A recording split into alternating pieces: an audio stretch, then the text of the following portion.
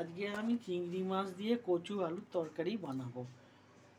তার জন্য আছে 250 কচু, একটা মাঝারি সাইজের আলু, একটা মাঝারি সাইজের পেঁয়াজ, আর তাতে দিয়েছি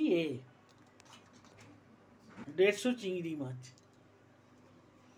কড়া বসিয়েছি, কড়াইয়ে তেল দিচ্ছি, দিলাম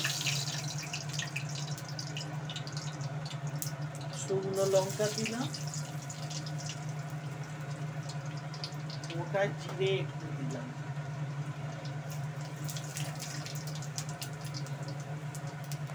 দিয়ে পেঁয়াজটা তুলে দিলাম।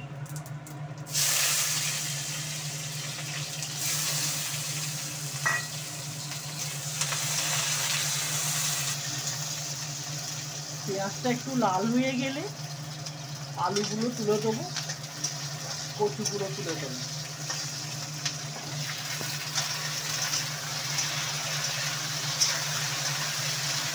চিংড়ি মাছগুলো আমি আগে থেকেই ভেজে রেখেছি, সেটা দিয়ে দিচ্ছি।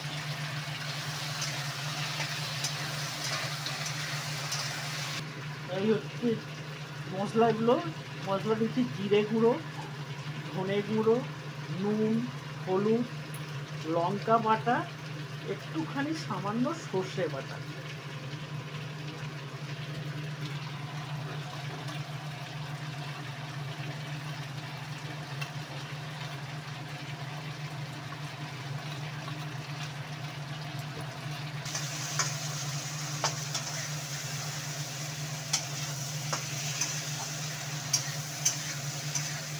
মশলাগুলো একটু কষিয়ে নিই, এবার জল দেবো।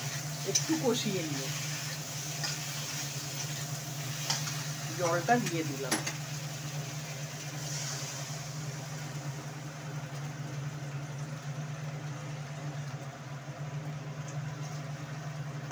অল্প কাশ্মীরি গুঁড়ো লঙ্কা দিলাম।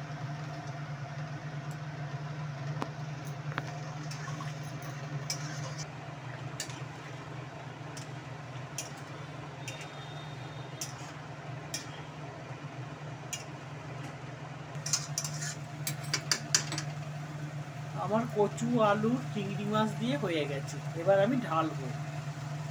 আলু চিংড়ি রেডি। রেসিপিটা কেমন লাগলো জানাবে।